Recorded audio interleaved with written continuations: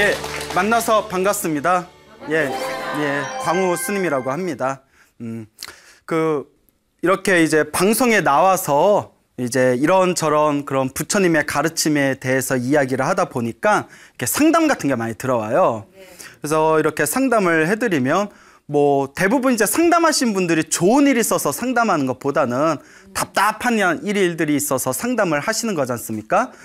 근데 이제 상담을 하면 제가 이제 말씀드릴 수 있는 결론은 결국 하나밖에 없더라고요.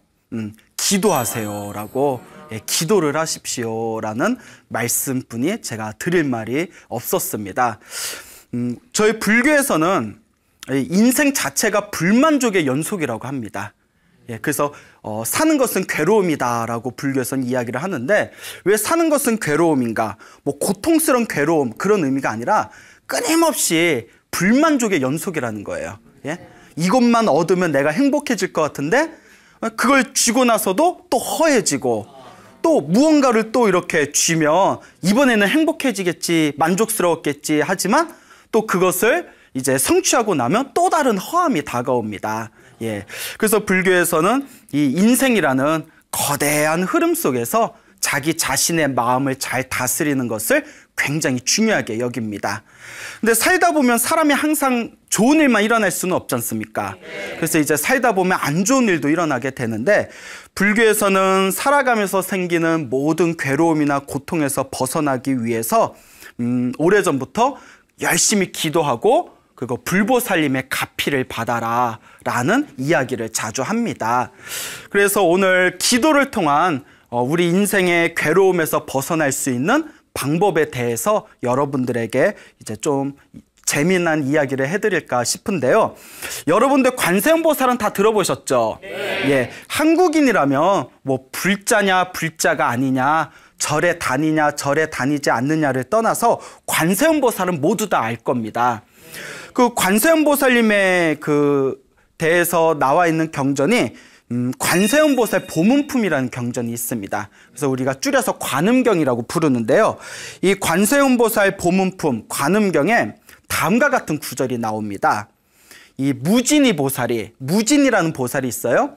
무진이 보살이 부처님께 절을 올리고 나서 어째서 관세음이라 부르나이까 라고 부처님께 여쭈어 봤더니 부처님께서 이 세상의 수많은 중생들이 누구라도 관세음보살님의 이름을 듣고 관세음보살의 이름을 일심으로 한마음으로 부르며 모든 괴로움에서 벗어나게 될 것이다 라는 그런 가르침이 그 관세음보살 보문품에 나와 있습니다. 다 읽어보셨죠? 네. 물어보면 모를 거면서 무조건 대답하고 봐요. 그래요. 다 읽어보셨겠죠? 예. 자, 그래서 이 관음경을 보면 열심히 관세음보살을 부르면 괴로움에서 벗어난다라는 이야기가 있는데, 근데 여러분 관세음보살 많이 들어보셨겠지만 관세음보살이 정말 있을까요? 없을까요? 있어요? 봤어요? 그 보지도 않고 있다고 하면 그럼 막 던지면 안 돼요. 우리가 본 것만 얘기해야지. 관세음보살님이 정말 있냐 없냐 정말 애매한 대답이죠. 내가 직접 봐야 딱 증명을 할 수가 있는데, 근데 우리 역사상에 보면 관세음보살님을 실제로 봤다는 분들이 굉장히 많아요. 그 이제 환상일 수도 있지만 관세음보살을 정말 봤고 관세음보살님을 통해서 괴로움에서 벗어났다라는 이야기가 우리 절집에 굉장히 재미난 이야기가 많습니다. 수많은 이야기 중에서 오늘 몇 가지만 말씀드릴 텐데요. 여러분 대만 아시죠? 네. 대만 가보셨어요? 네. 가보셨어요? 네. 가봤구나. 대만이 굉장히 이제 불교 국가라고 해도 과언이 아닐 정도로 굉장히 대만이 불심이 깊은 나라입니다. 그 대만에서 가장 포교를 열심히 하신 스님으로 유명하신 분 중에 그 대만 불광사의 성운대사라고 계세요. 성운 스님. 예, 성운대사라고 계시는데, 이분께서 나이 9살에 신비한 경험을 하십니다. 그분이 원래 중국에서 사시던 분이었는데, 나이 9살이면 초등학교 한 1, 2학년인가요? 그 이제 하루는 학교에 갔다가 집에 오는 길에 강둑이 있었대요. 강둑에서 확 뛰어간 거예요. 빨리 집에 가고 싶어서. 뭐 엄마가 보고 싶었겠죠? 그래서 막 하염없이 막 뛰어가다가 그냥 발을 헛디뎌가지고 강물 속에 풍덩 빠졌대요. 풍덩 빠졌는데 거기에 막 수초 같은 게 있어서 수초가 막 몸에 휘감고 막 진흙 같은 게 몸을 덮어가지고 빠져나오지 못한 채 그냥 물속에 뽀로로로 하고 들어가 버렸대요. 그래서 사람이 아늑해지면서 눈앞에서 갑자기 어머니 모습이 보이더래요. 어머님이 생시처럼 빨리 와 빨리 와 이렇게 손짓하는 게 보이고 어머니 모습이 싹 사라지면서 아주 어두컴컴한 곳에 음침한 묘지가 하나 딱 서 있는 게 보이더래요. 그 물속에서 환상으로. 그게 이제 죽는 거예요. 이야, 얼마나 무서워요, 여러분. 아, 이제 죽는 건가? 하고 이제 강물 속에서 다 이렇게 자기 자신이 완전히 의식을 잃어가고 있는데 순간 환상을 봤대요. 하얀 옷을 입은 여자가 자기를 이렇게 데리고 강 밖으로 자기를 이렇게 끌어주는 그런 환상을 봅니다. 그리고 정신을 차려보니까 자기가 강둑바닥에 누워있더래요. 어떻게 해야 되는지 모르지만 그 하얀색 옷을 입은 여자를 보고 그때 때마침 지나가는 마을 사람이 자기가 강둑바닥에서 다 죽어가는 것을 보고는 급히 자기를 업어다가 집에 데려다 줘가지고 가까스로 살았답니다. 그때 9살에 이 신기한 경험을 하고 나서 삶과 죽음의 그 교차점이 있었지 않습니까? 그러니까 9살짜리가 그 생각이 확 가치관이 바뀌게 된 거예요. 그 어린 나이에. 삶이란 무엇일까? 죽음이란 무엇일까? 몇 살짜리가? 9살짜리가. 어떻게 살아야 잘 사는 것일까? 어떻게 살아야 잘 죽는 것일까? 여러분 9살 때 무슨 생각하셨어요? 예? 막 갤러그, 뭐 스트리트 파이터 뭐 그런 거. 예? 뭐 삶이란 뭘까? 죽음이란 뭘까? 그러다가 어머님한테 자기가 그 환상 속에서 봤던 하얀색 옷을 입은 여자 얘기를 해줬어요. 그 하얀색 옷을 입은 여자가 자기를 꺼내다가 강물 밖으로 자기를 구해줬다. 이게 꿈결인지 실제인지 하지만 분명히 또렷하게 자기가 봤다. 그러니까 어머니가 하신 말씀이 그분은 바로 관세음보살이시다. 여러분 그 관세음보살의 가장 대표적인 상징 중에 하나가 하얀 옷을 입고 계세요. 그래서 백이관음이라고 합니다. 흰 옷을 입고 있다 해서 백이관음. 네가 관세음보살을 본 것이다. 거기 9살짜리 소년이 깜짝 놀라서 관세음보살은 어떤 분입니까? 관세음보살은 이 세상의 모든 중생을 제도하고자 구제하고자 끊임없이 활동하고 계시는 위대한 분이시다. 그분은 남을 돕는 것을 당신의 행복으로 여기는 위대한 분이시다 라는 얘기를 듣고 9살짜리가 그래 이렇게 살아야 되겠구나. 드디어 내 갈 길을 알았다. 그러면서 뭐라고 어머니한테 얘기하냐면 몇 살짜리가? 9살짜리가 저도 평생토록 나와 남을 행복하게 해주는 사람으로 살겠습니다. 평생 남을 도우며 살겠습니다. 라고 어머님한테 대답했다고 합니다. 예. 내 아이가 그랬다면 좀 징그러울 것 같지 않아요? 예.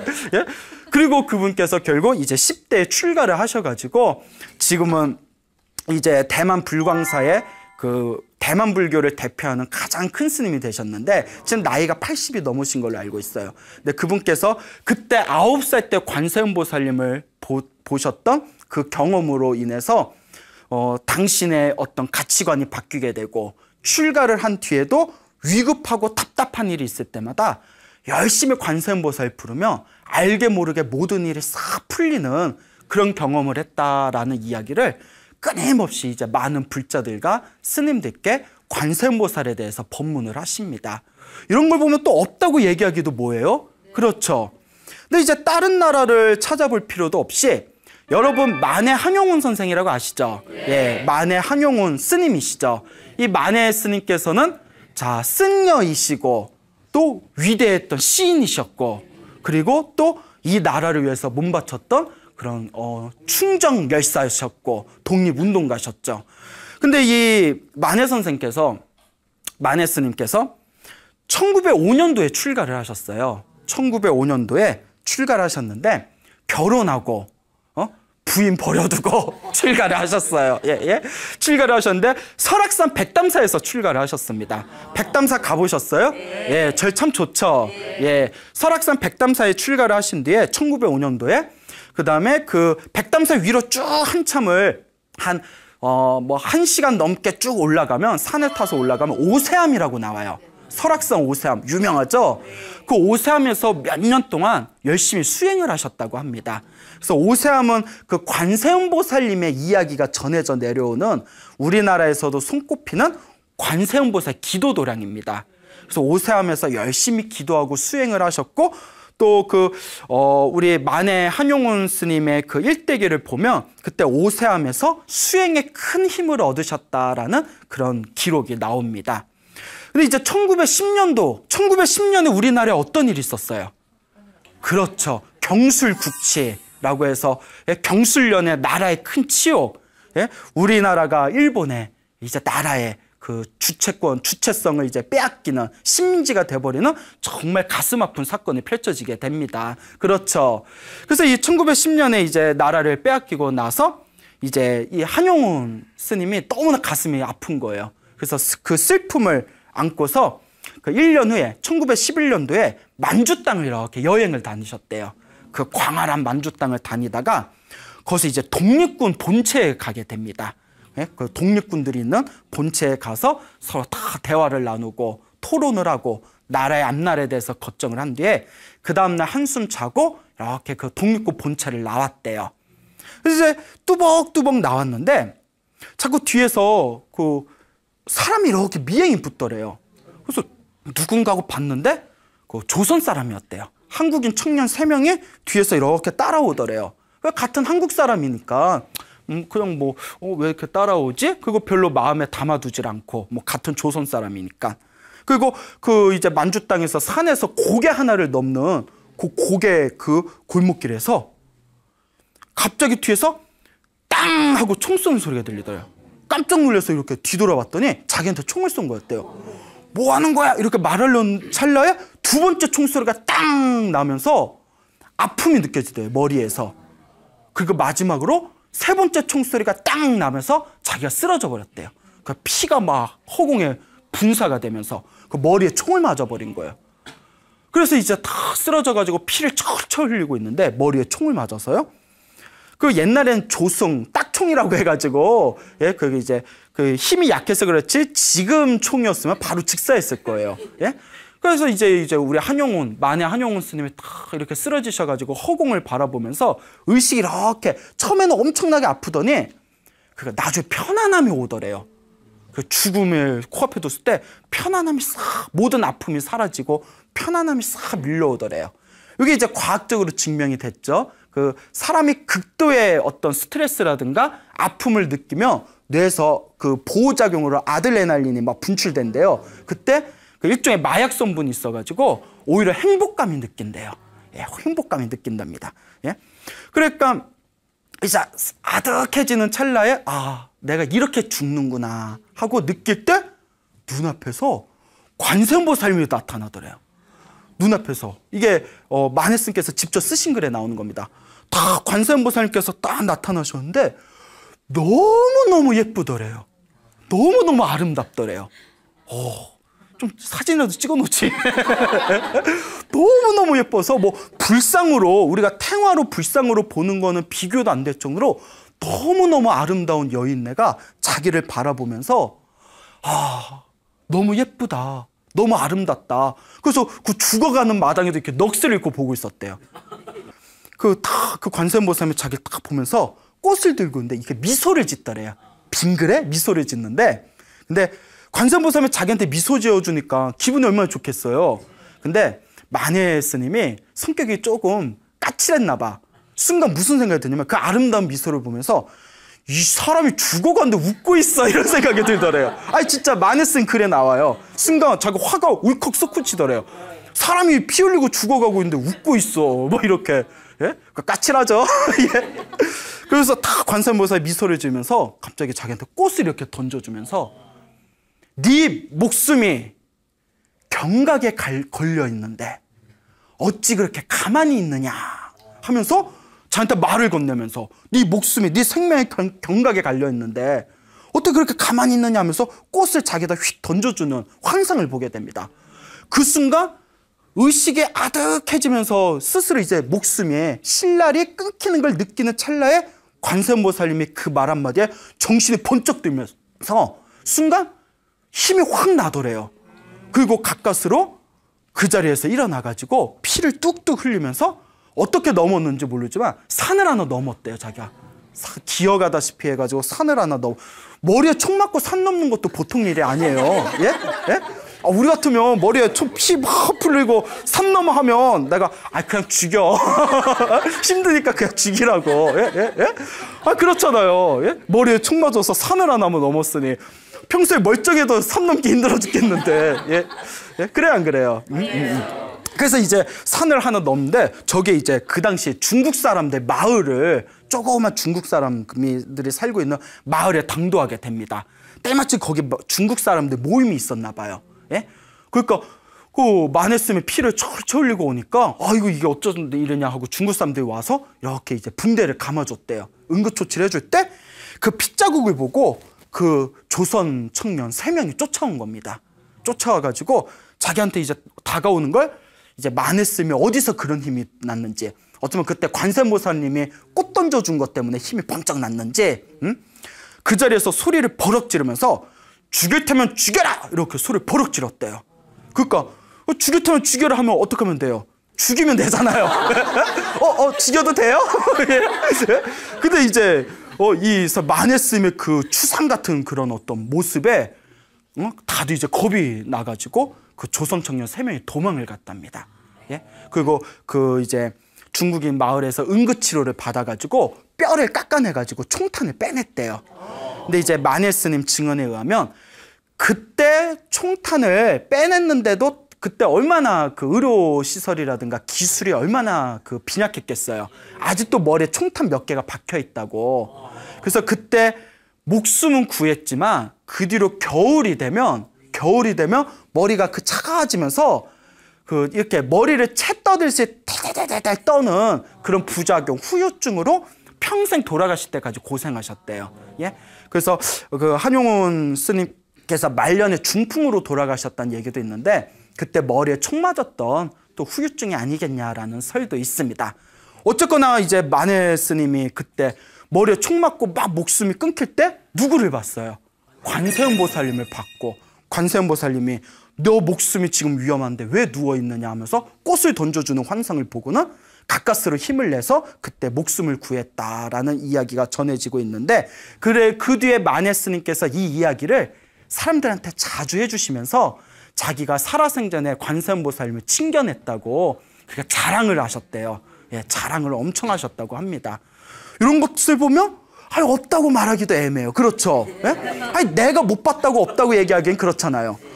그럼 우리 만해 스님 같이 위대하신 분이 거짓말할 리 있겠어요, 없겠어요? 예, 뭐 살다 보면 할 수도 있겠지만은, 예? 예? 그래도 설마 그 스님이셨던 분이 사람한테 그 총 맞아서 죽을 뻔했던 분이 그 이야기 갖고 장난칠 리는 없잖아요.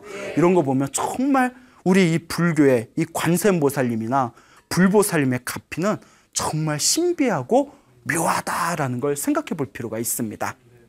재밌죠? 예. 그 한용운 스님하고 얽힌 이야기 하나만 더 해드리면, 그 일제시대 때 우리 민족이 얼마나 힘들고 괴로웠어요. 그렇죠. 참 우리나라의 큰 치욕이고 큰 아픔이고 큰 슬픔입니다.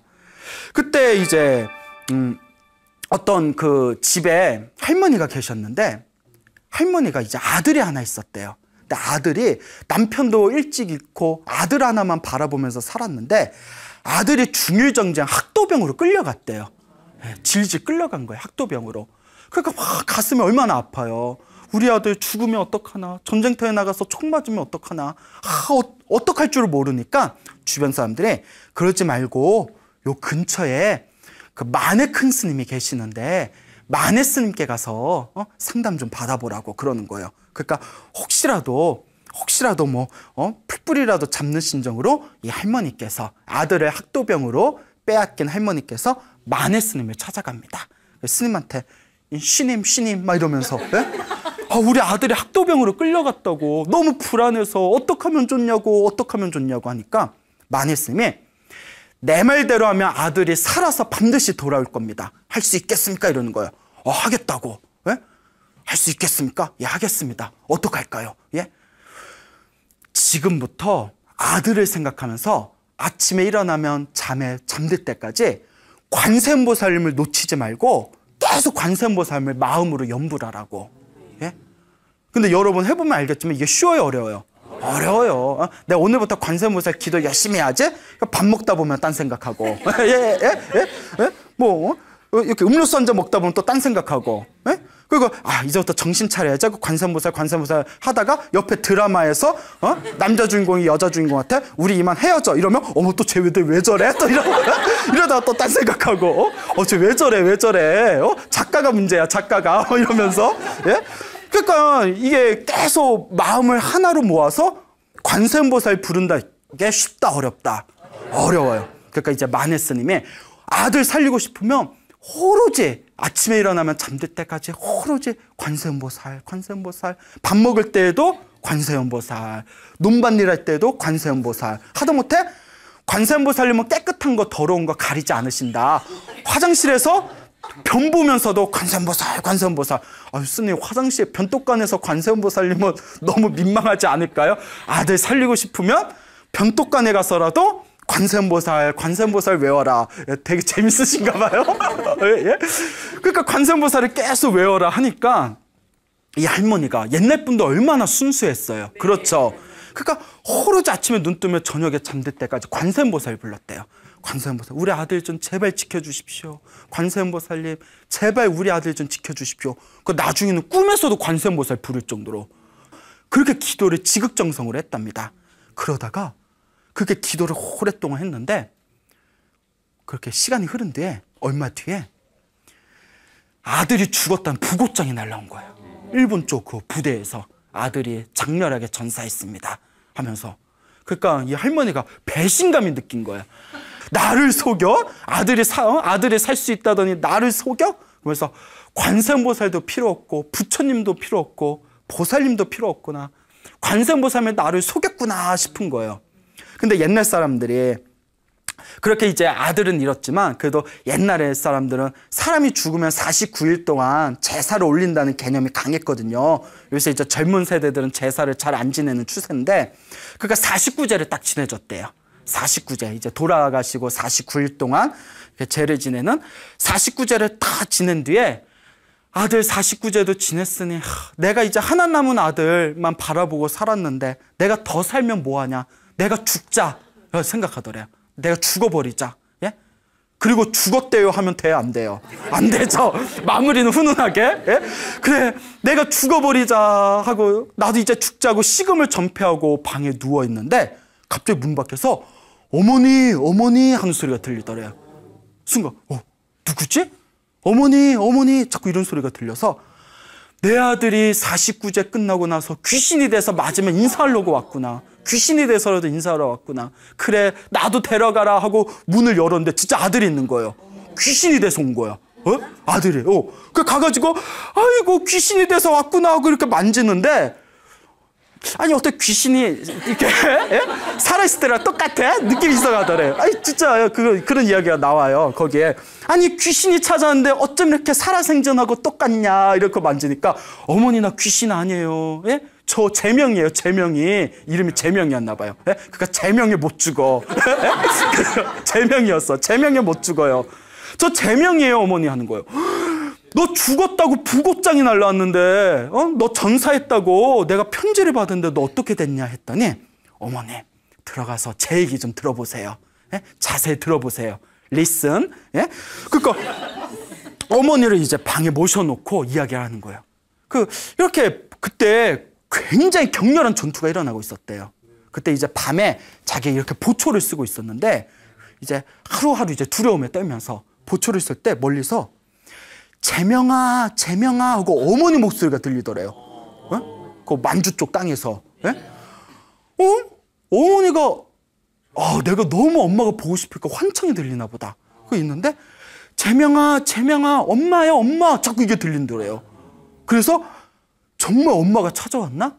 근데 너무 생생해가지고 이게 진짜 찾아오신 거든 아니면 내 환청이든 내가 이 소리를 따라가 봐야겠다. 내가 내 눈으로 확인해야 되겠다. 엄마 목소리가 너무 생생해서 어머니 하고 이제 보초 이탈을 했대요. 예? 일단 어머니 찾아야 될까. 근데 어머니 어디 있어요? 가니까 제명왕 하면서 목소리가 자꾸 멀어지더래요. 그 멀어지는 목소리 계속 찾아가는 거예요. 예. 멀어지는 목소리를 찾으면서 어머니 어디 있어요? 어디 있어요? 근데 계속 멀리서 제명왕 이러면서 에코가 에코가 쫙 퍼지면서 어디 있어요? 어머니 하고 찾아가는데 제명아 하더니 목소리가 이렇게 사라지더래요. 예? 한 새벽에 한참을 찾았는데 이게 환청이었나 보다. 환청이었. 그리고 지금 내가 보초 쏘다가 몰래 나왔는데 탈염병으로 걸렸다. 나 큰일 나겠다 싶어서 급히 부대에 갔는데 부대에 있는 사람들 다 전사해버렸대요. 그날 자기가 어머니 찾는다고 산으로 들로 뛰어가서 막 어머니 목소리 찾고 있을 때 거기서 적군들이 침입해가지고 부대 사람들 다 몰살당한 거예요. 소름이 쫙 끼치면서 어머니 목소리가 아니었으면 내가 어떻게 뻔했을까? 죽었겠구나. 이랑 유학해 된 거 어차피 나 죽은 목숨이니까 이렇게 된 거 설사 중간에 탈염병으로 잡혀서 사형당한다 하더라도 일단 어머니 만나러 가자. 그거 몰래 옷을 바꿔 입고 평복으로 바꿔 입고 한 달이 넘게 걸어가지고 어머니 집에 몰래 온 거예요. 어머니 제가 이렇게 해서 살아 돌아왔습니다. 할머니가 눈물을 펑펑 쏟으면서 관세음보살님 이렇게 우리 아들 보호해 주셨는데 나는 그것도 모르고 관세음보살님 욕을 했습니다. 잘못했습니다. 이러는 거예요. 예? 그러면서 네가 관세음보살님 덕분에 살았으니 우리가 평생 관세음보살님 은혜를 갚으면서 살자꾸나 해서 그 자기 집을 절로 고쳐가지고 이름을 관음암이라고 줬대요. 관음암. 예? 그러면서 평생 동안 아들하고 기도하면서 관세음보살님께 기도하면서 그렇게 살아가신 이야기가 그렇게 전해지고 있습니다. 여러분 믿습니까? 예. 믿습니까 여러분? 예? 이 기적 같은 이야기를 믿습니까? 예? 예? 그래요 여러분. 예? 그러니까 요 관세음보살님의 요 묘한 가피의 이야기가 우리 불교계에 굉장히 많이 전해지고 있습니다.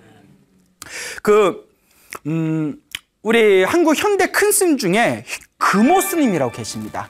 예, 금오 스님이라는 큰 스님이 계신데 저 법주사 아시죠? 법주사 팔상전 아시죠? 소풍 때 가끔 가잖아요. 예, 그 법주사의 큰 스님이셨던 금오 스님이라고 계시는데 이 금오 스님께서 젊은 시절에 굉장히 참선을 열심히 한 선승이셨습니다.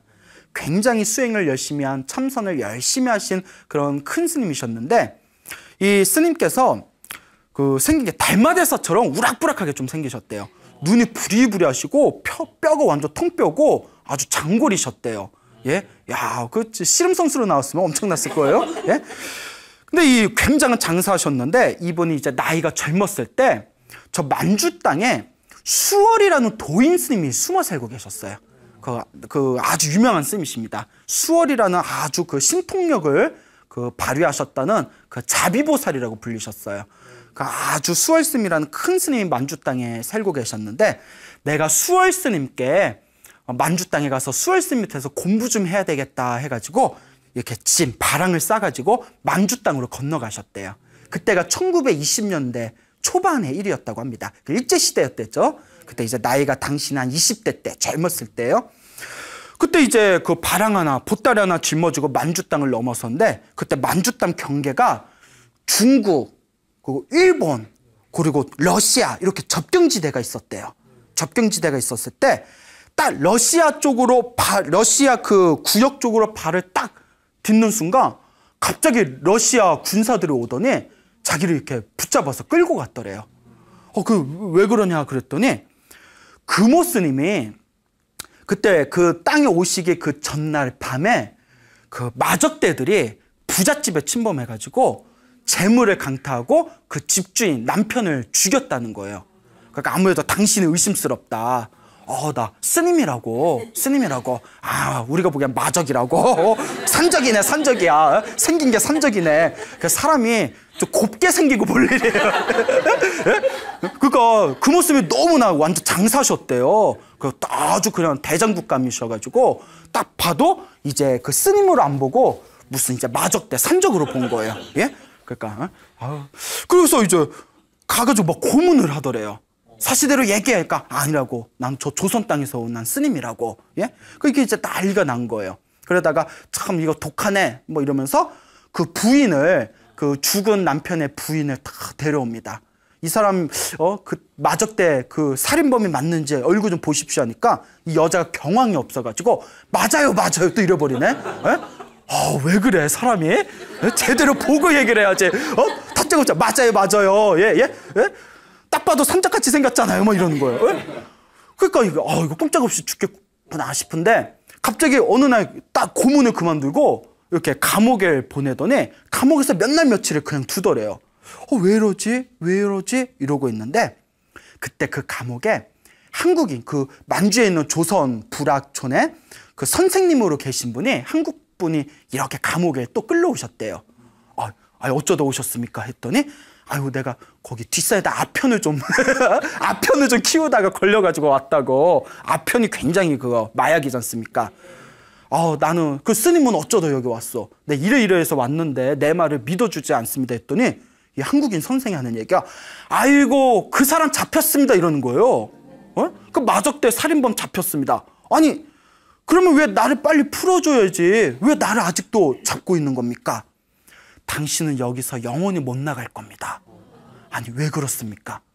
먼저 첫 번째, 당신을 꺼내주려면 일본 쪽에서 힘을 써줘야 되는데 일개 조선 사람인 당신을 위해서 일본에서 신경이나 쓰겠습니까? 그러면 그때 우리나라 주권이 없었잖아요. 일제 식민지였으니까. 그리고 둘째, 혹시 러시아 쪽에서 미안하다고 당신을 풀어줬다가 이 일이 혹시라도 알려져서 일본 쪽에서 피해 보상을 요청하면 러시아도 얼마나 골치 아프겠습니까?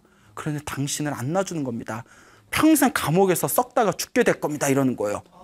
그러니까 근데 우리 역사를 보면 이렇게 억울하게 감옥에서 살다 죽은 사람이 얼마나 많겠어요. 예? 그러니까 참 사람들 독해요. 그 죄 없는 사람. 예? 그러니까 이제 그 모습이 고민에 빠지다가 이거는 인간의 힘으로 안 되겠다.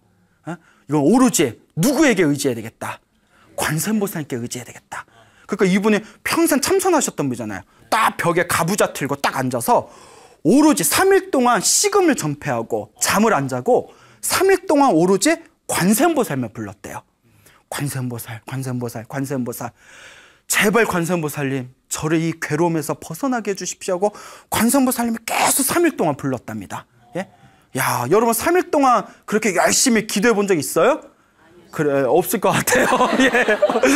네. 나중에 한번 해보세요. 3일 동안 열심히 오로지 관세음보살만 부르니까 그러니까 자기 목숨이 경각에 걸려있다 생각하니까 딴 생각도 안 나더래요. 예? 내가 당장 죽을지도 모른다. 여기서 썩어서 내가 영원히 감옥에서 못 빠져나갈지도 모른다 생각하니까 오로지 관세음보살만 생각나더래요. 그래서 관세음보살 부르는데 그 자기가 벽 보고 이렇게 관세음보살 부르는데 위에 이렇게 창살이 있는 창문이 있었대요. 창살이 있는 창문이 있는데 그 지하니까 창살 바깥하고 연결되어 있는 그 창문에 그 쇠로 된 쇠창살이 있는데 그 누가 이렇게 왔다 갔다 하면서 망을 보더래요. 뭐지 하고 이렇게 봤는데 거기 망을 보던 이렇게 사람이 갑자기 거기 창문에 있는 쇠창살을 2개를 흔들어서 쑥 빼버리더래요. 그게 뽑혀? 그 예나 지금이나 부실공사는 하여튼 그게 어떻게 뽑혀? 감옥에 쇠창살이. 예? 그 부실공사 이거 이러면 안 돼요 이거. 예? 층간소음도 우리가 빨리 극복해야 돼요. 예? 그 쑥 뽑아줬더니 거기다 이렇게 목을 이렇게 쑥 빼고 그 모습을 보면서 씩 웃더래요. 뭐야? 예. 네? 그 씩 웃더니 쇠창살을 다시 이렇게 꽂아놓고 가버리더래요. 그 모습이 이렇게 이제 한마디로 넋이 나가서 이게 뭔 경우인가 이렇게 있다가 이게 뭐지? 그래서 자기도 그 쇠창살을 2개를 흔들니까 그 쑥 뽑히더래요. 이게 뭐지? 그때 느낌에 탈출하라는 신호인가 보다. 그 고기를 이렇게 이제 그 쇠창살 2개를 뺐으니까 그걸로 이렇게 탈출을 했대요. 그래서 이제 막 뛰어가요. 그래서 막 뛰어가는데 뒤에서는 막 이제 탈옥수 막 나팔 소리 들리고 막 징 소리 들리고 탈옥수가 생겼다고. 근데 러시아 군사는 막 말 타고 다니잖아요. 자기 금오 스님이 아무리 천하의 장사지만 가다 보면 힘이 떨어지잖아요. 그래서 산에서 이렇게 길을 잇고 있을 때 눈앞에서 러시아 병사를 만나게 됩니다. 딱 만나요. 러시아 병사가 딱 만나니까 금오 스님이 깜짝 놀래가지고 어버버? 하고 뭐 어쩔 줄 모르고 있는데 이보시오! 하더니 러시아 병사가 혹시 탈옥수 못 봤어? 이러는 거예요. 이렇게 얘기해요. 당신같이 생겼는데 혹시 못 봤어? 이러더래요. 이거 그 모습 이야기에 나와요. 예? 예? 지금 이게 웃자고 한 얘기가 아닌데, 예? 이게 굉장히 비장한 이야기인데, 막 손에 땀을 줘야 되는데 자꾸 코미디화 되고 있어서, 예? 예? 이보시오, 당신같이 생겼는데 혹시 탈옥수 못 봤어? 그러니까 그 뭐라고 했어요, 그 모스님이? 예? 예? 난데요? 뭐 이럴 수 없잖아. 예? 예? 전데요? 예? 예? 못 봤는데요? 이랬더니 그 탈옥수가 탈옥을 했으니까, 흉악한 범죄자가 탈옥했으니까 당신도 몸 조심하시오 하고 휙 가버리더래요. 순간 감옥에 있어서 막 봉두남발에 산발하고 막 턱수염 났고 옷은 다 해졌는데 자기를 코앞에 보고 탈옥수 못 봤냐고 하더니 못 봤다니까 그냥 가버리는 거예요. 이게 관세음보살 값인가 보다. 그때 막 눈물이 확 솟구치더래요. 이런 기적이 어딨냐. 그래서 하여튼 그냥 어떻게든 그때 이제 위험을 넘겨가지고 결국 만주 땅으로 이제 넘어가서 그 수월 스님이 계시는 봉청이라는 지역에 들어가서 수월 스님을 1년 동안 모시고 수행을 아주 열심히 했답니다. 그 나중에 이제 한국 땅으로 다시 이제 무사히 오셨는데 그 뒤에 당신의 제자들한테 항상 이 이야기를 해주셨대요. 항상 이거 내가 직접 겪은 이야기다 이야기를 해주시면서 너희 참선하는 스님도 가끔씩 이렇게 기도하는 것도 필요하다 하면서 너희들도 수행하다가 수행이 안 되거나 예? 자꾸 안 좋은 일이 생기거나 하거든 마음을 다 비우고 오로지 누구를 불러라? 관세음보살 불러라. 이런 기적 같은 일이 생길 것이다 하고 항상 제자들과 신도들한테 이 이야기를 굉장히 자주 해주셨답니다. 그러니까 한국인들이 옛날에도 우리 할머니들 옛날 사람들 다 절에 다녔지만 답답한 일 있으면 우리 할머니들 기억나시죠? 항상 뭐라고 그러세요? 아이고 관세음보살 이러잖아요. 예? 아우 저 썩을 거. 아이고 내 업이다. 내 탓이다 이러면서 아이고 관세음보살 하고 항상 염주를 굴리시던 할머니들 기억나죠? 예. 이와 같이 우리 한국인의 유전자에는 이와 같은 관세음보살님에 대한 강렬한 믿음이 우리의 혈액 속에 흐르고 있는 겁니다. 이와 같이 우리 중생들이 살아가다 보면 뭐 좋은 일이 생길 때도 있지만 정말 힘들고 괴로울 때도 있을 거예요. 예? 이 힘들고 괴로울 때 여러분들은 어떡하십니까? 술로 때우십니까? 예? 누구 욕하면서 그냥 예? 누구 원망하면서 스스로 가슴을 치면서 그냥 시간을 보내고 계십니까? 정말 힘들고 괴로울 때 한번 내 몸과 마음을 다 놓아버리고 오롯하게 관세음보살을 불러보시기 바랍니다. 관세음보살을 불러도 좋고 지장보살을 불러도 좋고 누구를 부르든 한결같은 마음으로 기도한다면 반드시 불보살님들이 여러분들에게 묘한 기적과 같은 가피를 선물로 주실 것입니다. 여러분 행복해지고 싶습니까? 네. 행복한 삶을 창조하고 싶습니까? 네. 복을 지으십시오. 선업을 지으십시오. 공덕을 쌓으십시오. 복과 선업과 공덕의 힘이 여러분들을 진정한 행복의 길로 이끌어 줄 것입니다. 오늘 여기서 마치겠습니다. 소중한 나 무한행복